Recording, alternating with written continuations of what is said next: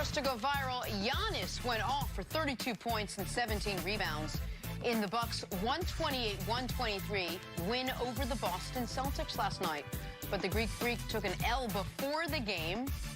It looked like Giannis was going to get the best of Robin Lopez, but his brother Brook came to the rescue. Nice little tag team duo right there. This is getting slightly out of It's great. This is great. I love how they do that before the games. Do you? Yeah, they've got, this team has some 07, 08 Cavs vibes to them. Yeah. Where you've got the superstar who's still a kid.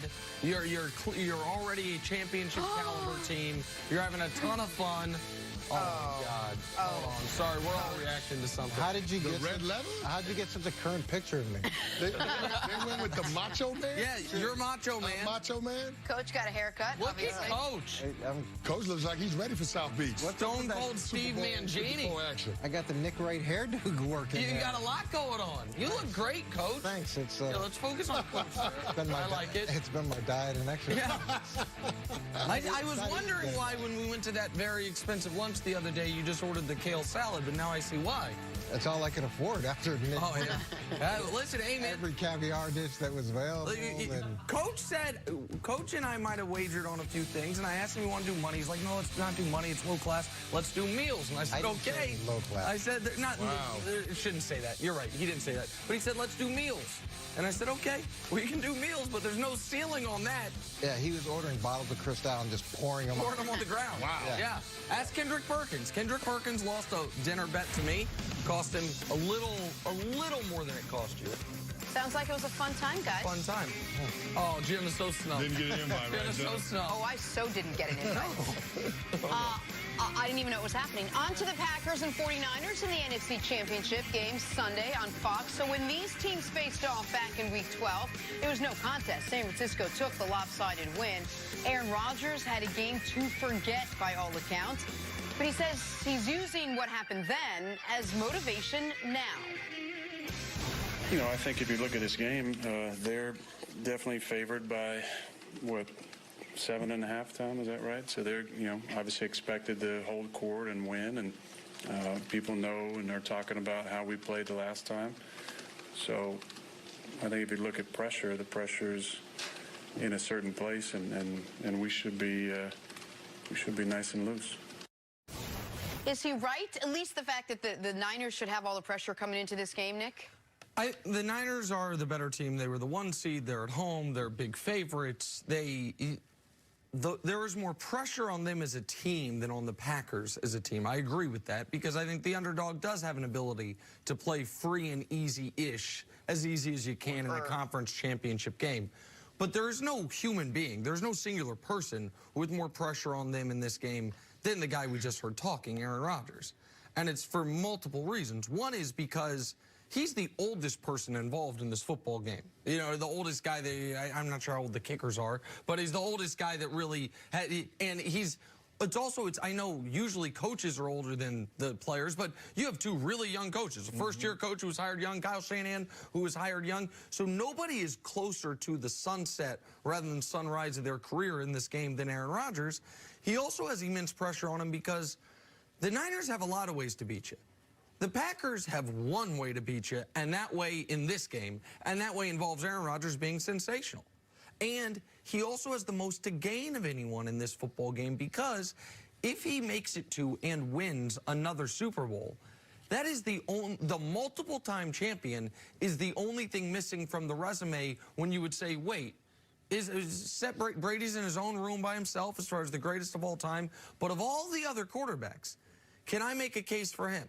Can I make the argument for him versus Peyton Manning, versus Joe Montana, versus Brett Favre, versus these other guys? You can't make that argument except for against Favre yet. One more Super Bowl, and you can. So I understand his point, and I think he wants his teammates to feel loose, to feel like the pressure's on them, we're the underdog. But I think he understands there is nobody involved in this game that has more pressure on them to be great and has more to gain than Aaron Rodgers. I think anybody who's been in the league for a little while understands the pressure of this moment, because it's really hard to get to where these teams are, and there's no guarantee that you're going back. And there's a lot of guys that have gone to the Super Bowl their rookie year and then never go back after these long careers, and you almost take the moment a little bit for granted. So there's that inherent pressure, and you're working really hard as a staff to try to take some of that off, because what you want the guys to do is to play the same way they have all season and not try to force things. You don't want guys forcing, trying to make a big play, because usually it works out the other way. So there is that element of trying to peel the pressure off. And you're right, he is one of the oldest, oldest guys. Yeah. So he also knows that maybe the young staff isn't peeling the pressure off enough, so he's going to step in and serve a little bit of that role. So all that being said, I think there's also a little bit of that Aaron Rodgers double meaning in this, in the sense that I'm sure he's a little bit annoyed that they're 7-point underdogs. I'm sure he's a little bit annoyed that they're not talking more about how good he is. I'm sure he's annoyed that everybody thinks Patrick Mahomes is so much better than he is, and naturally, Patrick Mahomes is going to go play an unbelievable game, but Aaron Rodgers is going to shrink up because of the pressure that's on him. I'm sure that biggest frustrates underdog him. he's ever been in the playoffs, and I think the second biggest Third time of his career. Third time in his career that he's been a touchdown dog or more. There you go. Yeah. And regular season or playoffs, regular correct? Season right. So it's playoffs. the biggest playoffs underdog he's ever been, and only 2 other times in his career has he even been an underdog of this level or more. So that's to your point. Well, he doesn't lack confidence, and he's got a strong ego, yeah. and I'm sure it does frustrate him to some degree. So yeah, I see those words a couple of different ways. No, well, Coach, I'm with you in terms of Aaron Rodgers trying to take some pressure off of his guys, because there are some young guys that they're going to have to be relying on. I mean, Aaron Jones has been a big part of what they've done offensively this year. This is his first time being in an NFC championship game with this type of role. So there are a lot of guys on that Packers team that are going through that, and rightfully so. Aaron being equipped to be able to handle it because he's had the experience on being in this stage. I think he's doing the right thing. But I agree with Aaron in terms of the pressure being on San Francisco. I mean, everybody is expecting them to be able to win this game handily, and this is the first time that Kyle Shanahan and Jimmy Garoppolo and everybody that plays a significant role on that team, this is the first time they've been here, and there's something to be said for the jitters and being able to play for the first time on this stage. There's going to be some anxiety. It's going to take a little bit to adjust to the intensity, because both teams have that sense of urgency. If you win that game, you're going to the Super Bowl. So I do think that Kyle Shanahan trying to settle his team down will be a huge factor in this game. I think he can do them a solid by making sure that he calls a game where they can kind of get in their groove, things that they're used to. Because as Coach pointed out, a big part of the mistakes that are made, especially in the playoffs on this stage, are when guys try to do things that are out of character. And that's what Kyle Shanahan has to try to avoid in order for his guys to have a chance to be able to win this game.